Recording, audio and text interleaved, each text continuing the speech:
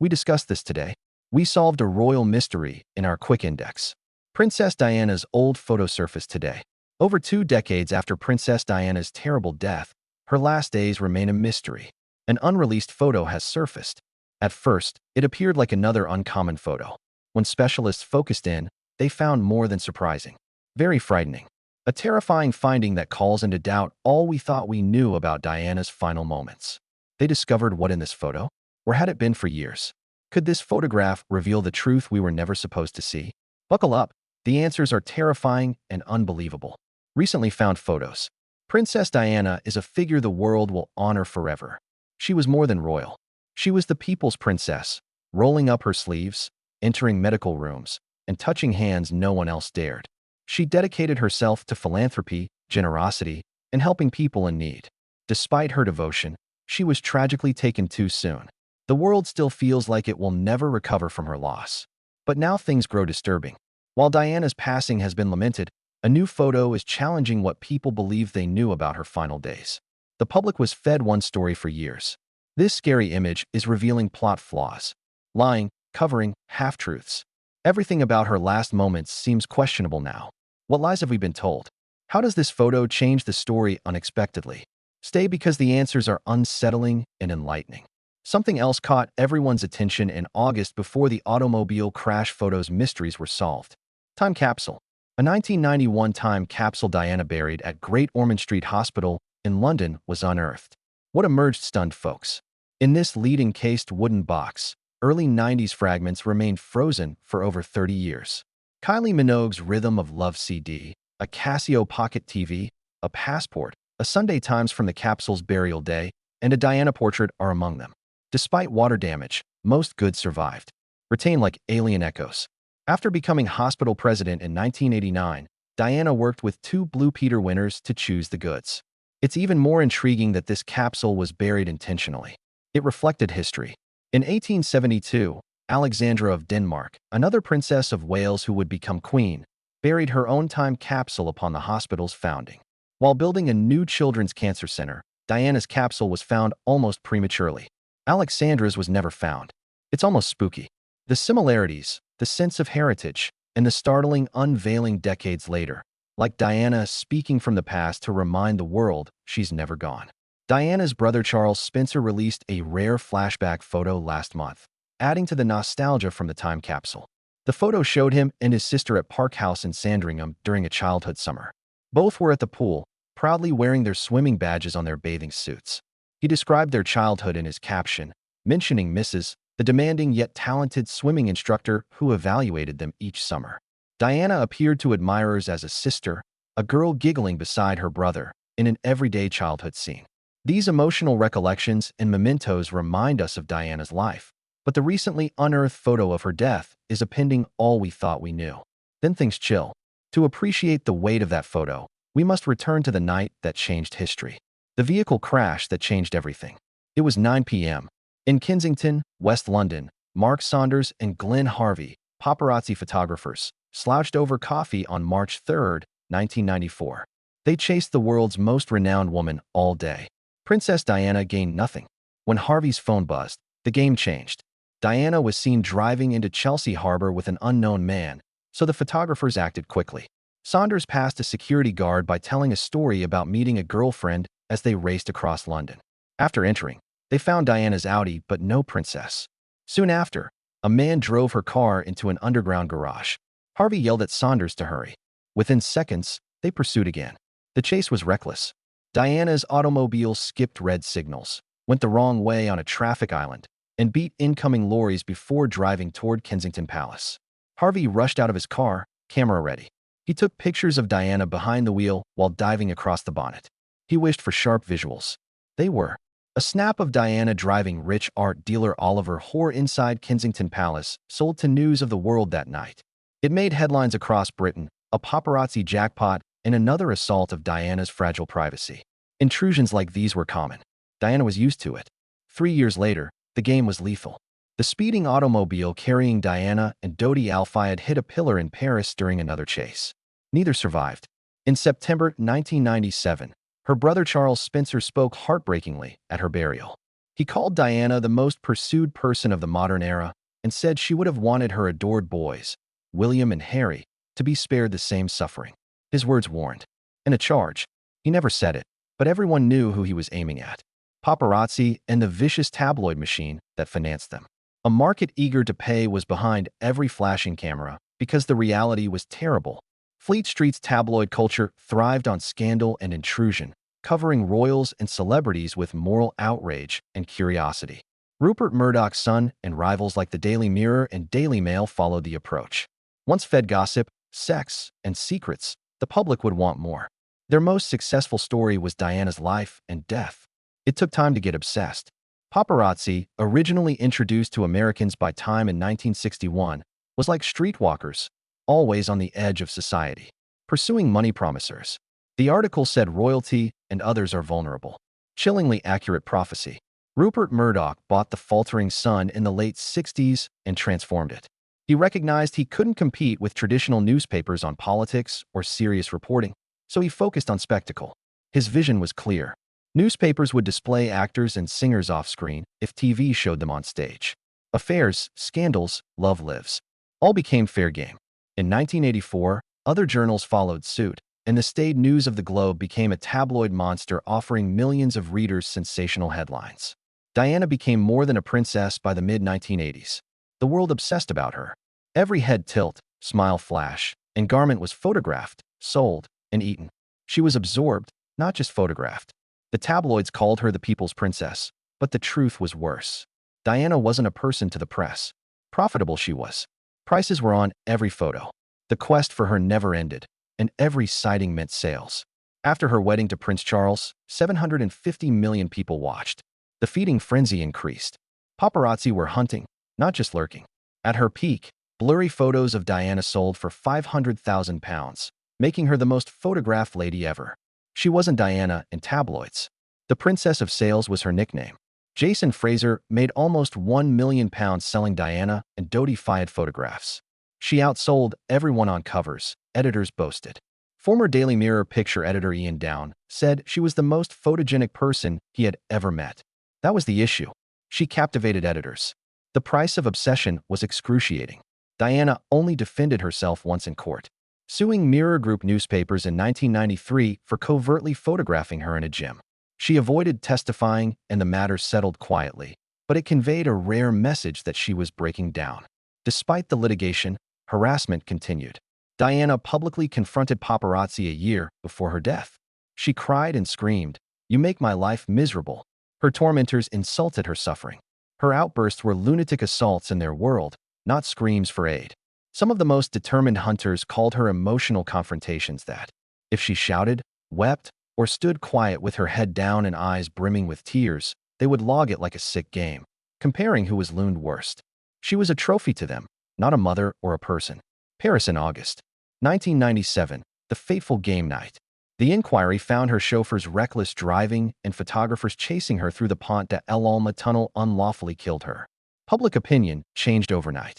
Diana wasn't blamed this time. The press was. Polls showed anger. 43% of Britons blamed photographers for her death, 33% the driver. Millions cried in the streets, an un-British sight that marked the death of a princess and the country's legendary stiff upper lip. If anyone asked me when Britain's stiff upper lip ended, I would have responded then, said journalist James Rogers. Tabloids were immediately hated. Sun and the Mirror sales fell to their lowest since 1962. Editors rushed. The Daily Mail vowed never to publish paparazzi 8 days after Diana's death. Photos again. A promise that didn't last. The same newspapers that harassed her tried to remake history as her supporters and guardians. Every column oozed hypocrisy. However, street rage was real. Paparazzi photographers were shunned overnight. For months after Diana's death, I wouldn't admit I worked for a magazine that bought paparazzi shots, said Mark Frith, then editor of Smash Hits and Heat. We were the lowest of the low. Even official royal photographers, who had nothing to do with the chase, faced abuse from grieving crowds. The rage was indiscriminate. To the public, all cameras were guilty. Something had to change. And it did. Diana's death forced Britain to confront its broken relationship with privacy. For centuries, privacy laws were almost non-existent in the UK. Your confessions to a priest or your doctor might be protected, but if you were a celebrity, you were fair game. That changed in 1997. The Protection from Harassment Act, which had come into force just months before her death, suddenly became the weapon celebrities could use to fight back against paparazzi. For the first time, the law recognized the obvious. Being chased down by men with cameras wasn't journalism, it was harassment. The Press Complaints Commission toughened its code in 1998, introducing rules that banned the use of long lenses to spy on people in private places. More importantly, it introduced a clause to protect children directly because of Diana's sons. From then on, William and Harry were off limits at school. No long lenses, no secret shots, no exceptions, and it worked. Through their teenage years, very few unofficial pictures of the boys exist. The ones that do, like William cooking paella at Eton or Harry with his housemaster's dogs, were staged and carefully approved. For once, the boys were shielded from the chaos that had destroyed their mother, but the truce didn't last. Once William and Harry reached adulthood, the media storm returned with a vengeance. By 2003, when William began dating Kate Middleton, the chase was back on. Paparazzi hid in bushes, stalked them on holiday, and sold grainy, invasive photos to the highest bidder. And Harry, wild, young, and reckless, was hounded the hardest. In 2005, when he wore a Nazi costume to a party, The Sun plastered Harry the Nazi across its front page. In 2012, when naked photos of him in Las Vegas surfaced on TMZ, the scandal went global. The palace could only issue embarrassed apologies. The cycle was repeating itself, and the royals knew it. By 2009, William and Harry's aides turned to aggressive legal action, threatening lawsuits against agencies that crossed the line. Privacy notices were issued to editors every Christmas. Photographers who pushed too far were forced to pay damages or donate to charity. The palace made one thing clear: Diana's fate would not be repeated with her sons. Yet the press never really backed off. If anything, they evolved. They went digital. Websites like Mail Online carried the torch of tabloid culture into a new era. The hounding didn't stop. It simply changed form. And when Meghan Markle entered the scene, the world saw just how brutal and how relentless that system could still be. But the way Diana's sons were treated only made one truth shine brighter. Their mother's shadow had never left. Everything the media did to William and Harry was a reflection of what had been done to her first. To understand why the cycle never ended, you have to go back to the woman who redefined what it meant to be royal and why the world couldn't let her go. How Diana became the people's princess. Diana's vision as Princess of Wales was never about crowns, palaces, or power. Her eyes were locked on something far greater, using her platform to stand beside people who were struggling. She wasn't the type to chase status or bow to royal tradition just for the sake of it. In fact, the idea of becoming queen barely crossed her lips. She only mentioned it once. And even then, her words revealed she had little desire for the throne. During a now famous TV interview in 1995, Diana admitted that she doubted she would ever be queen because of how differently she chose to live out her role. She explained that the establishment she had married into had already written her off as a non-starter, since she did things in ways that weren't exactly conventional. But rather than lamenting it, she brushed it aside with honesty. What she wanted was not to govern, but to connect. She expressed that her real wish was to be a queen of people's hearts, and she confessed that she simply did not see herself becoming queen of the country. In her own words, she explained that she led from the heart, not the head. And that was the truth. Throughout her years as a royal, and even after her marriage to Charles ended, Diana poured herself into causes that mattered. She didn't just sign checks and smile for photographs. She rolled up her sleeves and stood beside those in pain. She worked with organizations battling domestic violence and mental health struggles. And instead of keeping her distance, she went right into the room with those affected. One of her most unforgettable moments came in 1987 when she reached out her hand to an AIDS patient.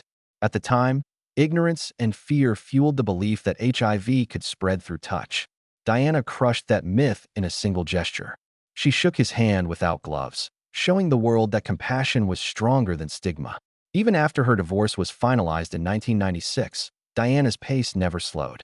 She kept championing children's causes, throwing herself into arts programs and showing up at shelters. She made sure William and Harry grew up seeing life outside the golden gates of royalty. She would take them to hospitals and homeless shelters, giving them a real glimpse into lives far removed from royal privilege. Her empathy, her relentless determination, and her humility built an unshakable bond with people everywhere. The world came to know her as the people's princess. While the title would echo across generations, it was Tony Blair, the then Prime Minister, who first used the phrase in a moving tribute after her death on August 31st, 1997. Blair admitted that he felt like everyone else in Britain, utterly devastated by her loss.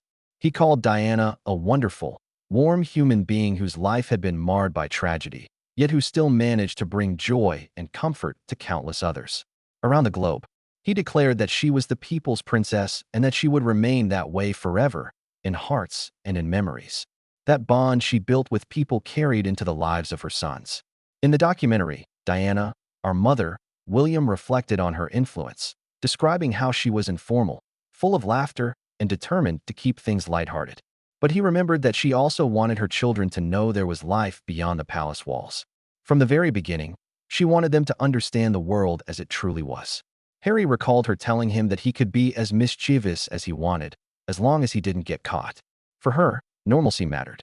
If sneaking them out for burgers, taking them to the cinema, or driving down country roads with the roof down and Enya blasting on the stereo was what it took, then she was willing to do it. That sense of grounding shaped both brothers.